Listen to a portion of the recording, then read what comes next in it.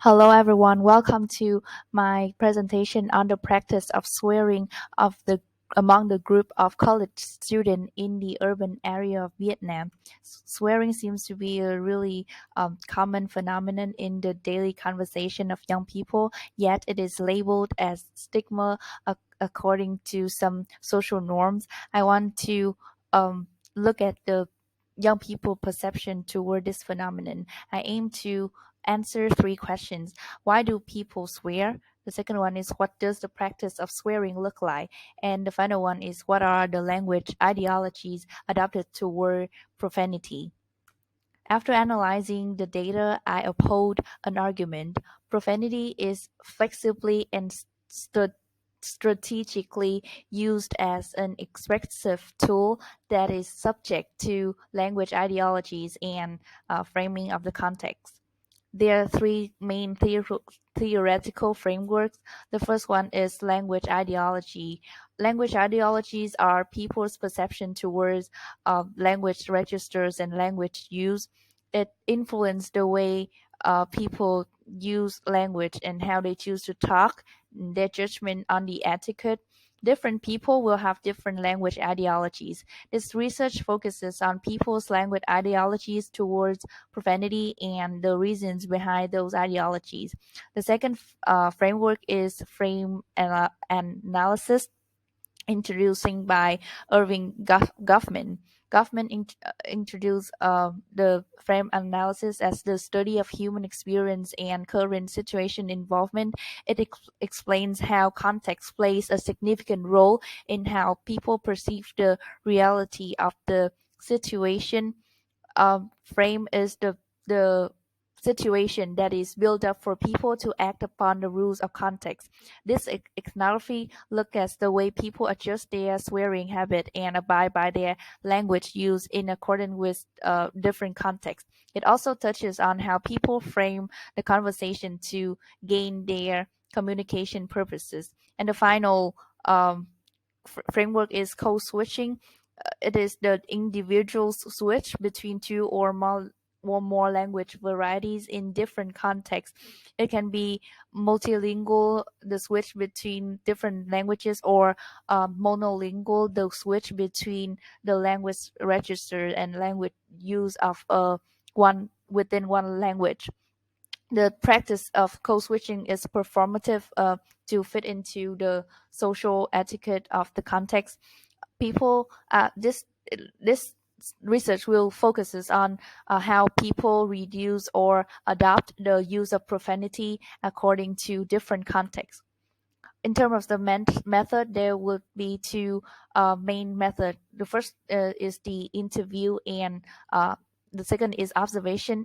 I conduct the interview with 10 participants with a semi-structured interview to investigate their perception of profanity and the use of profanity in their daily life. The majority of the data in this ethnography will be is are drawn from the interviews.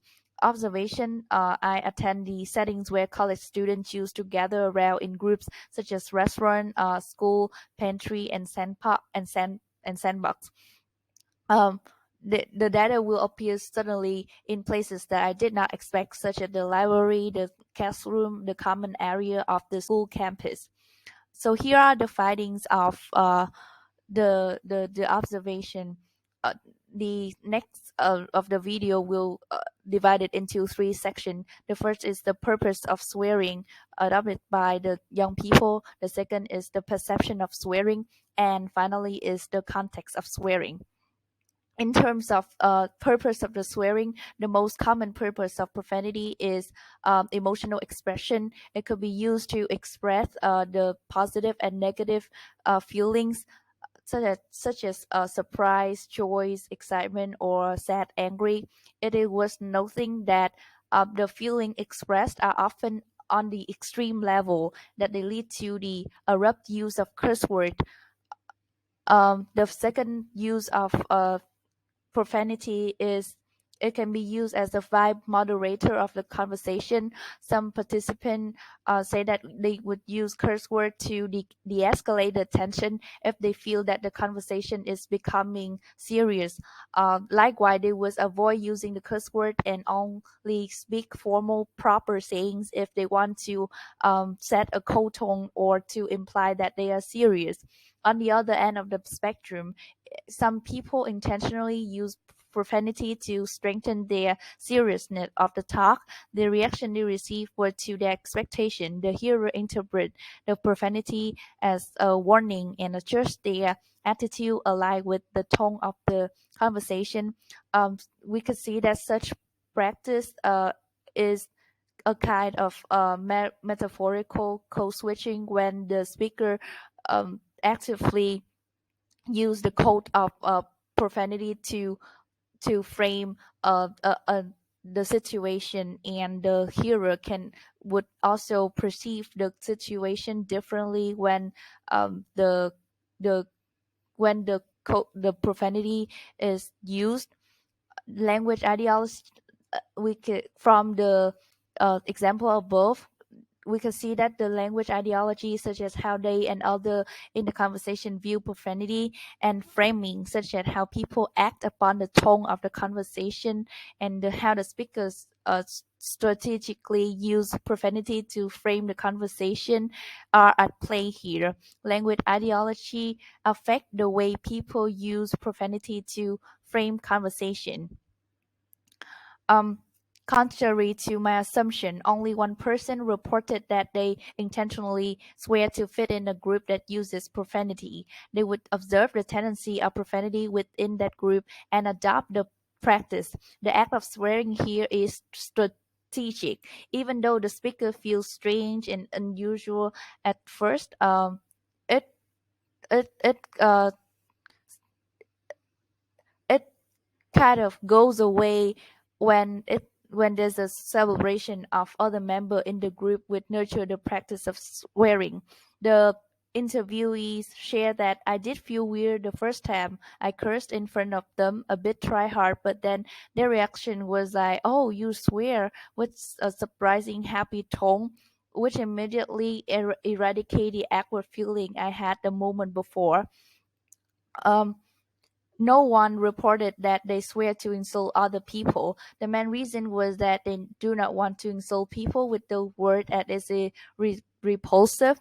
An interviewee shared that everyone now view profanity as a way of expression. They do not feel the devastating character in those words anymore. I would rather use logic and rationale and personal attacks to address them or to make them feel bad. From the data above, we could see that the use of profanity is adopt and the group of college students adopt and use the profanity in a non-offensive meaning. It is now become a means of emotional expression and a tone moderator and an in-group code which create a sense of belonging among people in the group. Such a language ideology towards swearing is an in-group code and can vary among different groups. We could see that the use of profanity here is strategically adopted by the young people to gain their communication purposes. In terms of the perception of swearing, the group of people who the group of people who do not have the habit of swearing view it as neutral. An interviewee shared that I do not have harsh feeling toward people who swear a lot, but I do not want to be surrounded by such people because I'm afraid that I would adopt the habit of swearing. As there's a proverb, "Gần mực thì đen, gần đèn thì rạng," loosely translated to, if you surrounded yourself with bad things, you will become degraded. Hence, I would not socialize with those people too often. Thereby, people in my close network hardly swear, or they would reduce such habit when they around me. Um, on the other end of the spectrum, we have the people who have the swearing habit, and they share that they want to neglect the social norms and hold a positive viewpoint toward swearing, as it can effectively deliver the emotion. Uh, they will also want to use it to challenge the social norm. One interviewee shared that, I want to challenge the statement, you are not allowed to use swear word because such an action will corrupt your virtue. That's not totally true. As long as you do not affect other people by your habit, it should not be the criterion used you to judge your personality. Um, and the third group is the group of people who use swear word to a moderate extent. They have an ambivalent attitude towards swearing. They simultaneously view it as a mean of expression, and also they want to detach from it because they are still constrained by the social assumption and the fear of getting judged by other people. We could see a various dynamics between language ideologies and a social norm here. There's a group of people who want to break free from the social norm of the view that swearing is degraded and as kind of a stigma. On the contrary, there are people who are influenced by the social norm and want to detach from it to protect their positive image. In terms of the context, according to the interview, context plays an essential role in the practice of swearing. Different contexts would determine whether the swearing practice will happen or not. Context can be examined in two segments: external element and internal element. External element is the exogenous settings that impact the commencing of swearing. These are the settings that embed with unique attribute that opposite to the imposed nature of the swearing that are seen as vulgar or obscene. These settings are these settings are often educational environment, professional environment, religious places. One interviewee shared that, once I accidentally swore in the church, my friend immediately reminds me that I am at the church, and I myself also terrified for the error of speech I made. Church is considered a sacred and solemn place. To swear in the church is to commit a sin. When people are within this special setting, they share a consensus of the set of etiquette to conform to the feature of the place. The anecdote above show that these contexts embed a special nuance, such as the professionality or the solemn sacredness of the church.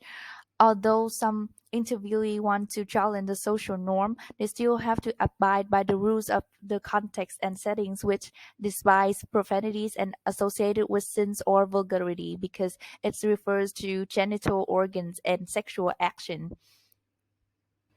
The internal element of the context is related to the dynamic of the interaction between the speaker and the hearer, or the perception and level of intimacy of the speaker and the hearer. Comfortability is the driving force that can either evoke or repress the use of profanity. The first thing to consider is the level of intimacy, who they are with. People swear when they are with their close friends or who are at their age. On the other hand, they do not swear in front of the new friends and ones that they only know to the social extent, because it do not provide them a safe place, a safe space for them to use swear word. One interviewee share, when I'm around new people, I'm I'm more of a observant. I do not want to reveal myself too much through the casualness expressed by my use of profanity. Likewise, I'm also not comfortable when people do not do the same. I don't know, but I think that there should be a set of etiquette to act accordingly to the level of intimacy. The language ideologies of the audience towards swearing also affect the tendency of swearing. The comfortability of the hearers is the priority that is valued by most interviewees. People would reduce the frequency of or stop swearing when their peers do not seem to swear. They are afraid the swearing would cause the hearer uncomfortable feeling. One interviewee shared, there are a few of my friends who swear a lot, but when they converse with me, they gradually reduce the frequency of the use of profanities. It can be said that it can be seen the tendency of code switching is in accordance to the level of intimacy of the acquaintance and the language ideologies of the addressees. People will act upon those certain contexts and perceive the interaction in the frame of those contexts. They are bounded by the frame created by social norms. Each person enters the conversations with their own language ideologies. As they interact and talk to each other through observation, they compromise and adjust their language ideologies to reach the goal of effective communication. Now we would move on to the conclusion that and reinforce the argument that profanity is used as a non offensive expression in two way. It is used flexibly in a way that individual compromise language their language ideologies in response to the context. They would switch or they would reduce um, st- or they would reduce or eradicate the use of profanity in the context required. Um, it also be used strategically in the way that the young people use profanity to frame the situation to attain their communication purposes. Language ideologies and context play significant roles in how people implement profanity in these conversations. It also influenced the way people frame the conversation. And that's the end of my presentation. Thank you for listening.